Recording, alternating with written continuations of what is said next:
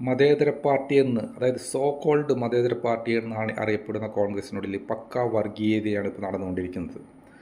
അവിടെ 3 നായന്മാരാണ് ഇപ്പോൾ മുഖ്യമന്ത്രി ആവാൻ വേണ്ടിയിട്ട് കടിപിടി കൂടുന്നത്. 3 പേരും നായന്മാർ തന്നെയാണ്. അതിനുള്ളിൽ പോലും വർഗീയതയുണ്ട്. കോൺഗ്രസിലും UDFലും പെട്ട ഇസ്ലാമിസ്റ്റുകൾ അല്ലെങ്കിൽ മുസ്ലിംസ് ഇവരെല്ലാം സപ്പോർട്ട് ചെയ്യുന്നത് VD സതീശനെയാണ്.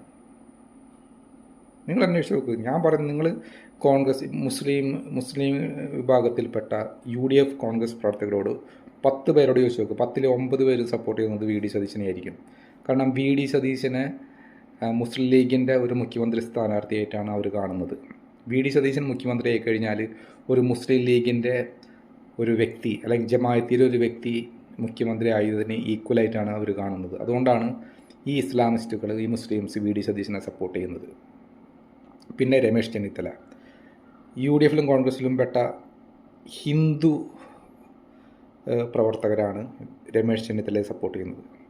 അതെ, കൂടുതലും ഞാൻ പറയുന്നത് കൂടുതലാണ്, എല്ലാവരും എന്നല്ല പറഞ്ഞ് കൂടുതലും. രമേശ് ചെന്നിത്തല VD സതീശനെ സപ്പോർട്ട് ചെയ്യുന്നതിൽ കൂടുതലും മുസ്ലിംസുകളാണ്, കുറച്ച് ക്രിസ്ത്യൻസും ഉണ്ട്.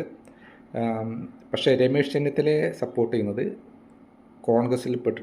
കോൺഗ്രസിലെ നായർ, ഈഴവ അല്ലെങ്കിൽ ഹിന്ദു വിഭാഗത്തിൽപ്പെട്ട പ്രവർത്തകരാണ്. ഇനി മറ്റാൾ വേണുഗോപാലിനെ സപ്പോർട്ട് ചെയ്യുന്നത് പക്കാ കോൺഗ്രസ്സുകാർ, ജാതി മതങ്ങൾക്കൊക്കെ കോൺഗ്രസ് എന്നുള്ള ഒരു ആ രാഷ്ട്രീയത്തിൽ വിശ്വസിക്കുന്ന ആൾക്കാരുണ്ടല്ലോ വർഷങ്ങളായിട്ട്. ആ ഒരു കോൺഗ്രസ് പാർട്ടി ശരിക്കുള്ള കോൺഗ്രസ് പാർട്ടിയുടെ ആൾക്കാരുണ്ടല്ലോ, ഞാൻ പറഞ്ഞത് നിങ്ങൾക്ക് മനസ്സിലാവുന്ന വരുന്നു. ശരിക്കുള്ള കോൺഗ്രസ്സുകാർ അവരാണ് ഈ വേണുഗോപാലിനെ സപ്പോർട്ട് ചെയ്യുന്നത്. അങ്ങനെ 3 ഇതാണ് നടക്കുന്നത്.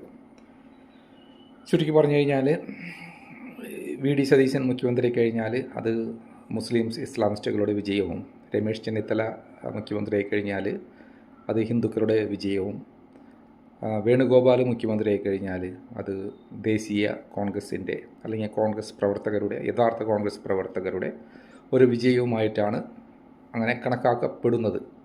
നമുക്ക് നോക്കാം ഇതിലാരായിരിക്കും മുഖ്യമന്ത്രി ആകുക എന്ന്. എന്നാലും ഒരു 90% VD സതീശനാവാനാണ് സാധ്യത. എന്നാലും നമുക്ക് വെയിറ്റ് ചെയ്ത് നോക്കാം.